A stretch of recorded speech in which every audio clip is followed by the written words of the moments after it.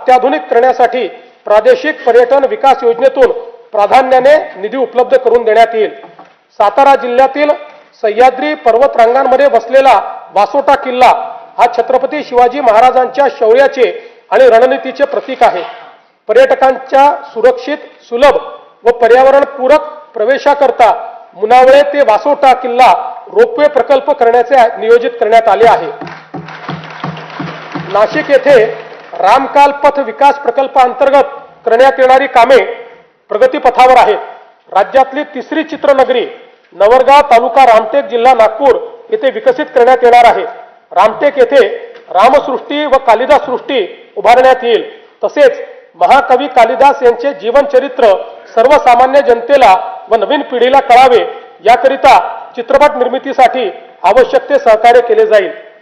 देशातील एकूण 12 ज्योतिर्लिंगांपैकी राज्यात असलेल्या 5 ज्योतिर्लिंगांच्या तीर्थक्षेत्र विकास आराखड्याची प्रभावी व तात्काळ अंमलबजावणी करण्यासाठी भारतीय प्रशासकीय सेवेतील 5 वरिष्ठ अधिकाऱ्यांकडे नियमित आढावा, समन्वय व नियंत्रण करण्याची जबाबदारी सोपवण्यात आली आहे। पंढरपूर मंदिर विकास आराखड्याच्या पहिल्या टप्प्यातील कामे पूर्णत्वाच्या मार्गावर असून पुढील विकास कामांचे नियोजन प्रगतीत आहे। महानुभाव पंथीयांच्या विविध धार्मिक स्थळांच्या ठिकाणी पायाभूत सुविधांचा विकास करण्याची कामे प्रगतीपथावर असून त्याकरिता आवश्यक निधी उपलब्ध करण्यात येईल। स्तंभ दुसरा, शाश्वत उपक्षेत्र पहिले, शाश्वत शहरी विकास 2047 पर्यंत राज्याची नागरी लोकसंख्या 70% होणार असून स्थूल राज्य उत्पन्नात या घटकाचे 75 ते 80% योगदान असणार आहे। राज्यात शाश्वत शहरी विकास करण्याकरता 10 पेक्षा जास्त सक्षम प्रादेशिक विकास प्राधिकरणे स्थापन करणे, 50 पेक्षा अधिक सुनियोजित बहुउपयोगी शहरी समूह विकसित करणे, वाहतूक केंद्रित विकास तसेच शहरी स्थानिक स्वराज्य संस्थांच्या सेवा 100% डिजिटाइज करण्याचे नियोजन आहे। मुंबई महानगर प्रदेशाची अर्थव्यवस्था 2030 पर्यंत 140 अब्ज डॉलरवरून 300 अब्ज डॉलर पर्यंत नेण्याचे उद्दिष्ट ठेवण्यात आले आहे। वडाळा येथे जागतिक दर्जाचे स्टार्टअप आणि इनोव्हेशन हब स्थापन करण्यासाठी 130 एकर जमीन वाटप करण्यात आली आहे। मुंबई अहमदाबाद बुलेट ट्रेन मार्गातील ठाणे ते तलासरी मधील 3 स्थानकाचे काम 2027 अखेर पूर्ण होणार आहे। बुलेट ट्रेन प्रकल्पाद्वारे निर्माण होणाऱ्या आर्थिक मूल्याचा फायदा घेण्यासाठी विरार, बोईसर आणि ठाणे बुलेट ट्रेन स्थानकाभोवतीच्या क्षेत्राच्या विकासाकरता बृहद आराखडा तयार करण्यात येईल। अटल बिहारी वाजपेयी शिवडी नावासेवा अटल सेतू परिसरात तिसरी मुंबई 3.0 विकसित करण्यात येईल। या अंतर्गत कर्नाळा साई चिरनेर, रायगड पेण आणि नवी मुंबई आंतरराष्ट्रीय विमानतळ अधिसूचित क्षेत्र ही ग्रीनफील्ड विकास केंद्रे म्हणून विकसित करण्याचे नियोजन आहे। वाढवण जिल्हा पालघर जवळ चौथी मुंबई विकसित करण्याचे नियोजित असून त्या अंतर्गत लॉजिस्टिक्स आणि वेअर हाऊसिंगसाठी विकास केंद्रे निर्माण करण्यात येतील। झोपडपट्टी पुनर्वसन प्राधिकरणामार्फत मुंबई महानगर प्रदेशातील 20 लाख झोपडपट्टी धारकांच्या घरांच्या पुनर्विकासासाठी तसेच भाडे तत्वावरील घरांसह 10 लाख परवडणारी घरे विकसित करण्यासाठी बृहद आराखडा तयार करण्यात येत आहे।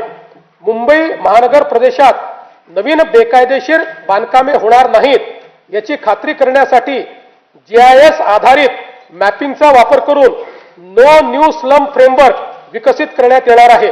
सदर फ्रेमवर्क पुढे इतर शहरात देखील लागू करण्यात येईल। केंद्र शासनाकडून नीती आयोगामार्फत देशभरातील निवडक क्षेत्रांचा आर्थिक वाढीचा रोडमॅप तयार करण्यात येत आहे। मुंबई महानगराच्या धर्तीवर पुणे, नाशिक, नागपूर व छत्रपती संभाजीनगर ग्रोथ हब प्रकल्पाचा विकास आराखडा तयार करण्यात येणार आहे।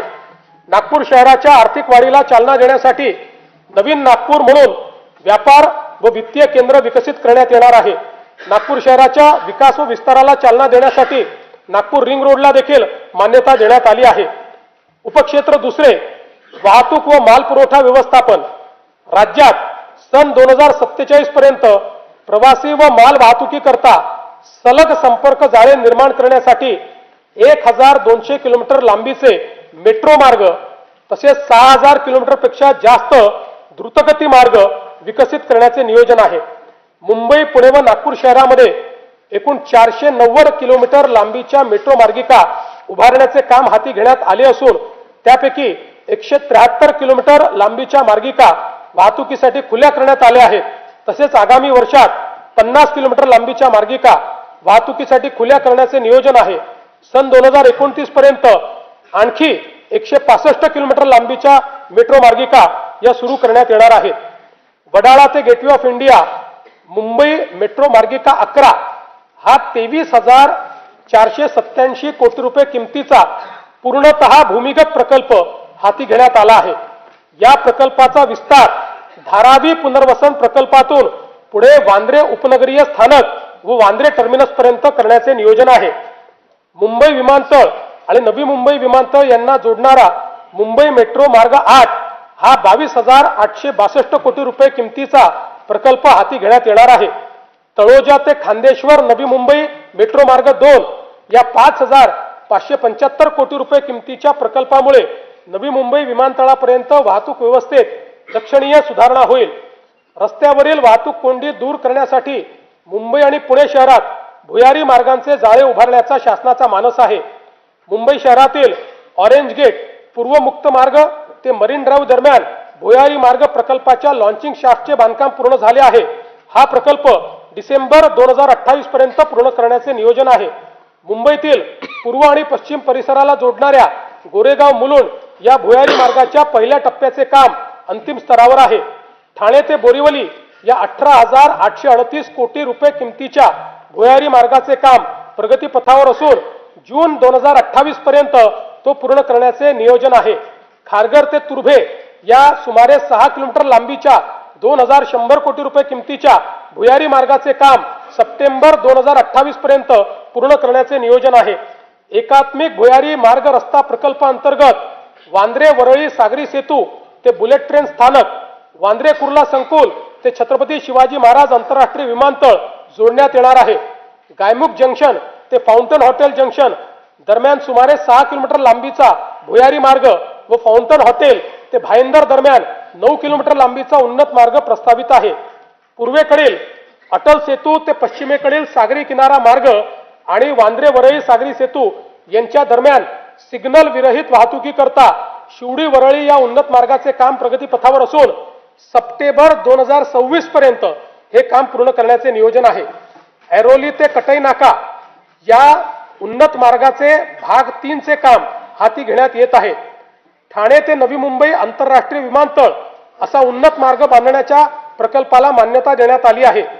अटल सेतू ते मुंबई पुणे द्रुतगती मार्गापर्यंत 1,102 कोटी रुपये किमतीचा उन्नत मार्ग फेब्रुवारी 2027 पर्यंत पूर्ण करण्याचे नियोजन आहे। दक्षिण मुंबईला समृद्धी महामार्गाशी थेट जोडण्याकरता खेडानगर ते आनंदनगर व आनंदनगर ते साकेत ठाणे या उन्नत मार्गाचे काम डिसेंबर 28 पर्यंत पूर्ण करण्याचे नियोजन आहे।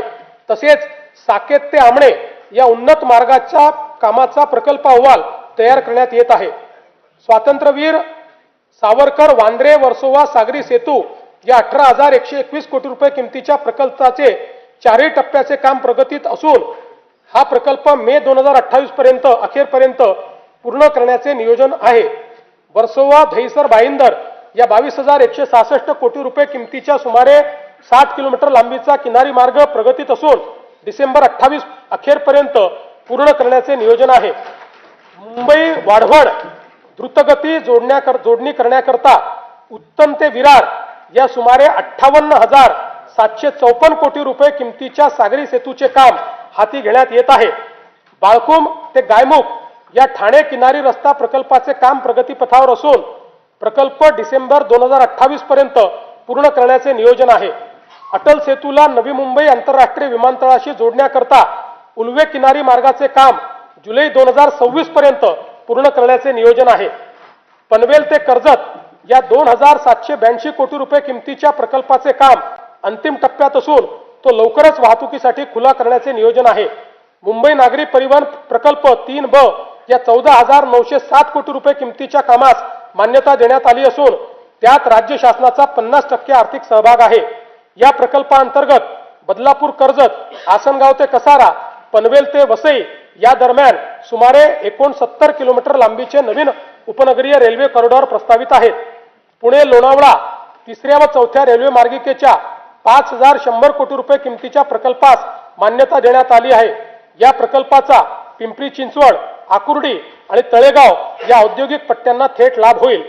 पुणे महानगर मेट्रो रेल्वे प्रकल्प टप्पा 2 मधील खडकवासला स्वारगेट, हडपसर खराडी मेट्रो मार्गिकेच्या उपमार्गिका हडपसर ते लोणी काळभोर आणि हडपसर बस डेपो ते सासवड रोड या प्रकल्पास मान्यता देण्यात आली आहे. पुण्यातील रामवाडी ते वाघोली दरम्यान 11 किलोमीटर लांबीच्या मेट्रो प्रकल्पास देखील मान्यता देण्यात आली आहे. येरवडा ते कात्रज आणि हिंजवडी ते सिंहगड रोड या 54 किलोमीटर दुहेरी भुयारी मार्गाचा व्यवहार्यता अहवाल तयार करण्यात येत आहे. राज्यातील विविध रेल्वे प्रकल्पांसाठी 50% राज्य हिश्श्यासाठी आवश्यक निधी उपलब्ध करून देण्यात आला आहे. महाराष्ट्र अमृतकाल रस्ते विकास योजना 2025 ते 47 अंतर्गत राज्यातील रस्त्यांचा टप्प्याटप्प्याने विकास केला जाईल. या योजनेत 6272 किलोमीटरचे द्रुतगती मार्ग, 14919 किलोमीटरचे राज्य व जिल्हा मार्ग तसेच 4247 किलोमीटरचे पर्यटन परिपथ समाविष्ट आहेत. ही योजना महाराष्ट्राला $5 ट्रिलियन अर्थव्यवस्थेकडे नेण्यासाठी महत्त्वाची ठरणार आहे. पवनार जिल्हा वर्धा ते पत्रादेवी जिल्हा सिंधुदुर्ग या शक्तीपीठ महामार्गाची